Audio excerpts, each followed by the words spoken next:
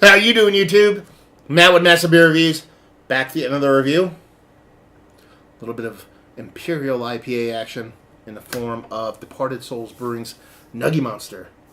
Yeah, Departed Souls. Jersey City Brewery. Jersey, represent. A little bit of mostly gluten-free beers. That's kind of like their thing. This is not one of them. It actually says that pretty prevalent on the can. It's been a while since I've had one. I had a couple of their beers.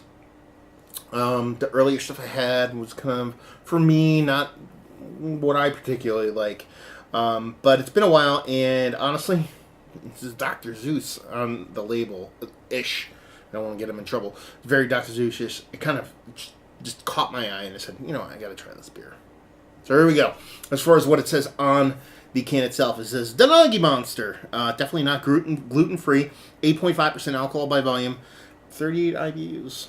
IBUs dictate whatever, but 38 8.5% beer. We'll see. Brewed and canned, Departed Souls Brewing Company, Jersey City, New Jersey. It's a Saison. Okay. See, I just self-assumed it was going to be a double IPA based off the ABV and the title, so that's this guy assuming, making an ass out of not you but me.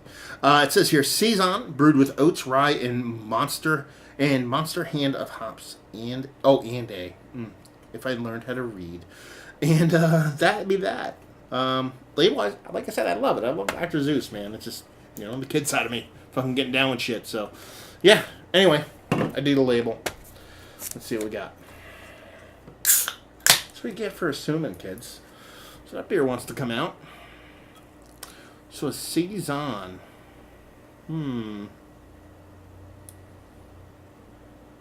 That explains the IBUs. Like I said, IBUs don't necessarily mean...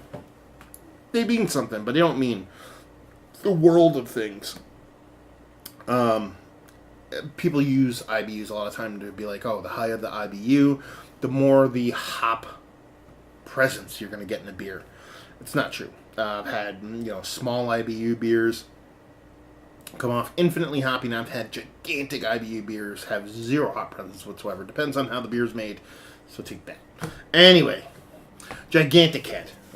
You could talk about how I pour stuff, but I pour it for a reason. I pour these beers as if all the same. It's like a test.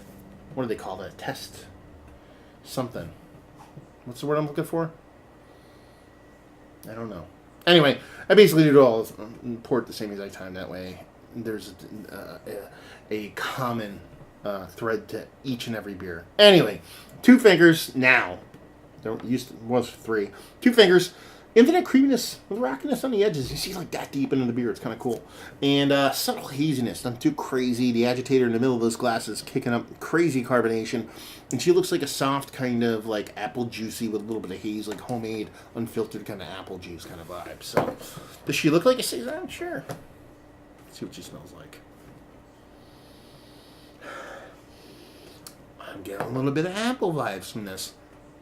And it's apple juicy vibes, not necessarily like green apple, more like a fleshy apple to it. A little bit of apple, a little bit of lemongrassiness, very bright kind of non-citrus kind of fruitiness to it. A little bit of soft graininess, almost like a gentle, soft kind of. They talked about like a rolled oatiness.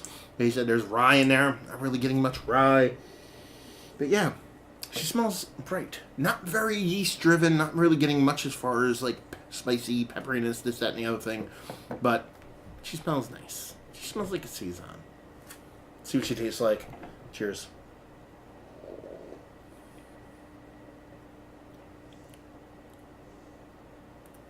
Yeah.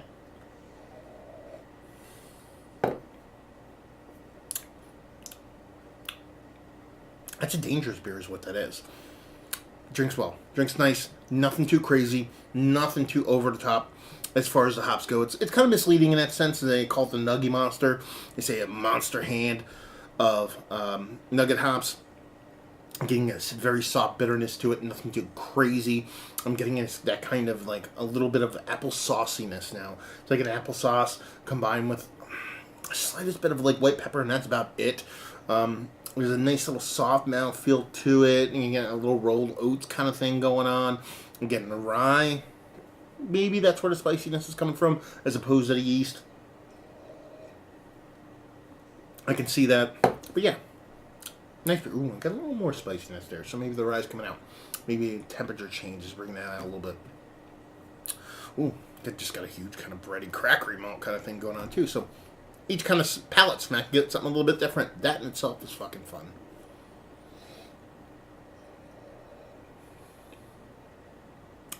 What comes off for me for this beer is its cleanliness. That's kind of where this beer is kind of making me a little bit happy. The beers that I had from Departed Souls previously, I just tend to be a little bit muddled. This one's quite a bit cleaner. There's the ever so slightest butteriness in there. It's very, very down deep. I'm not going to sit there and dwell on it. But what I'm getting from it is much more kind of refined kind of cleanliness, well-madeness, I should say, rather than cleanliness, as opposed to the other ones I had from these guys. So that's kind of what's getting me a little bit happy about this beer, is knowing that breweries, as far as I can perceive, and what I perceive is whatever. It's my YouTube channel. I get to say whatever the fuck I want.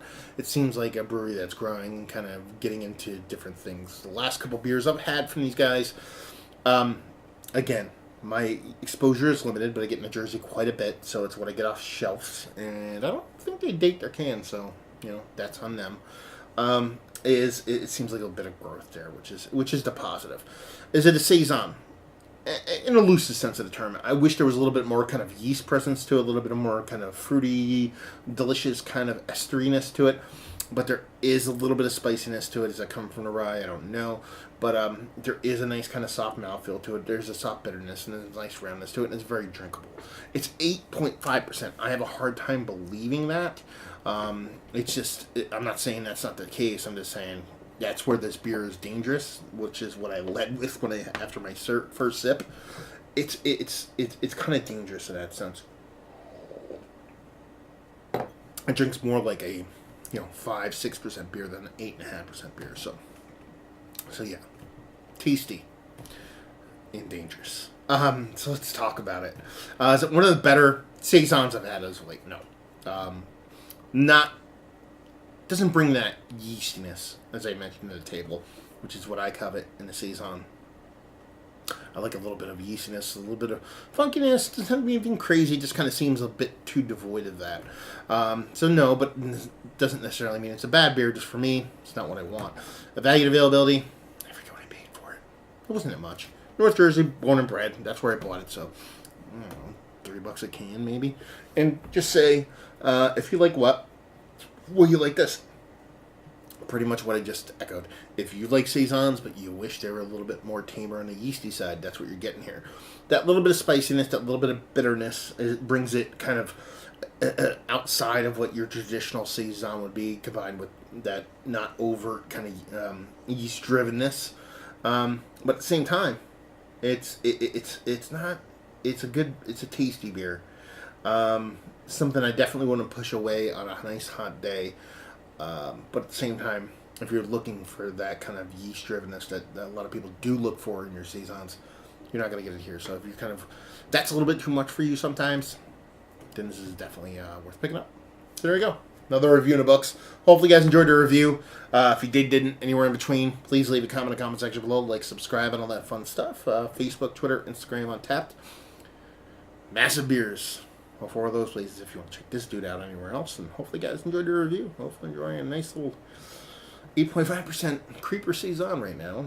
Hope to see you next time. Cheers.